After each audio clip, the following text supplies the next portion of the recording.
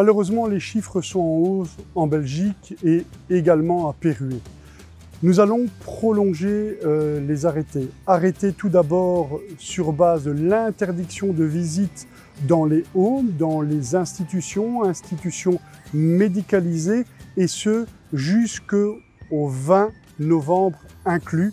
Ce sera évidemment évalué pour la suite. Deuxième arrêté, c'est le port du masque au centre-ville, les rues commerçantes, à bon secours dans les rues beaucoup plus fréquentées, et il y aura un élargissement de ces rues et donc de cette mesure. Je vous invite également à porter le masque sur vous, c'est une obligation, mais surtout n'hésitez pas à le mettre même quand ce n'est pas obligé. Il vaut mieux porter le masque que d'attraper ce fichu virus. Également prolongé au niveau des centres pour loisirs et pour jeunes, ceux-ci resteront fermés, ainsi que les mouvements de jeunesse. On leur demande encore de prendre patience et d'éviter toute forme d'activité jusqu'au 30 novembre inclus. Malgré l'obligation de télétravailler, nous avons souhaité que votre administration puisse toujours vous accueillir. Seul changement, c'est que ça se fera sur base d'appels téléphoniques et sur base de rendez-vous. Rendez-vous qui pourront être programmés du lundi au vendredi midi pour l'ensemble des services.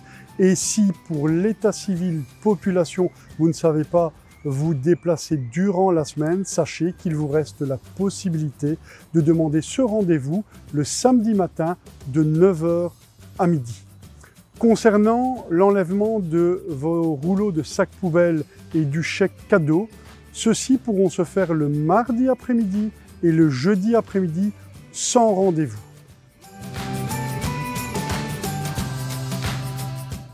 Alors je vous invite également à privilégier, tant que faire se peut, tout ce qui est circuit court ou les commerçants qui se sont réinventés depuis le mois de mars, mais aussi réinventés depuis quelques jours maintenant, avec la possibilité de bénéficier du click and collect. Donc s'il vous plaît, soutenez-les, aidez-les, ils ont besoin de vous, je compte sur vous.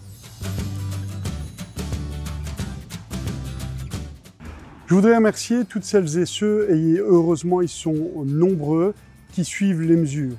Le port du masque, se laver les mains, les mesures de distanciation, après le sport, de nouveau remettre le masque, c'est très important. Pour celles et ceux qui pensent encore que c'est inutile, je voudrais simplement leur rappeler qu'il y a des gens aujourd'hui qui meurent tous les jours et d'autres personnes qui ne peuvent pas être soignées parce que les hôpitaux sont bondés et que les aides-soignants, les infirmiers, les docteurs ne peuvent pas soigner comme ils le souhaitent, comme ils doivent le faire, parce qu'il y a un nombre conséquent.